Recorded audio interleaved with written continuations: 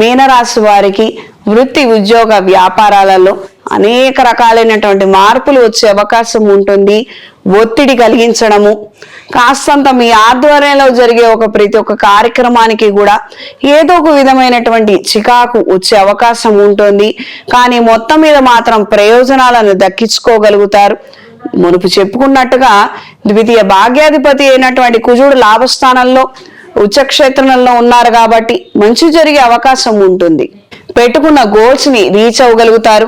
Bank employees కావచ్చు, ఇతర private sector లో పనిచేసే వాళ్ళు కావచ్చు, మీ గోల్స్ ని మీ డిసైర్స్ ని మీరు రీచ్ అయ్యే అవకాశం ఉంది.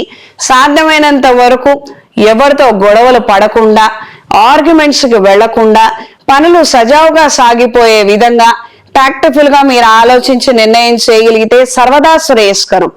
ఈ ఆలోచనలు రావు, అదే వచ్చింది సమస్య మీకు. ఇది కొద్దిగా తెలుసుకొని మెలగండి. ఈ రాశిలో జన్మించిన స్త్రీలకు వృత్తి ఉద్యోగ వ్యాపారాలలో అనుకూలమైన మార్పులు ఉంటాయి. ఊహించనటువంటి అనారోగ్య సమస్యలతో కాస్తంత సతమతమయ్యే అవకాశం ఉంటుంది.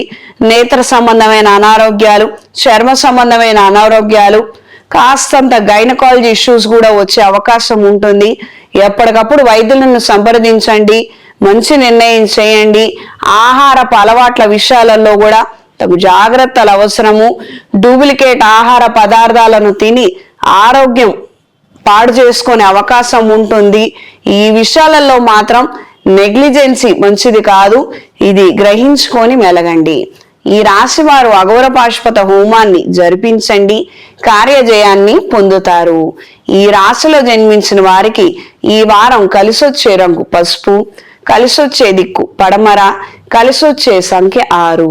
ప్రతిరోజు భువనేశ్వరి దేవి స్తోత్రాన్ని పఠించండి.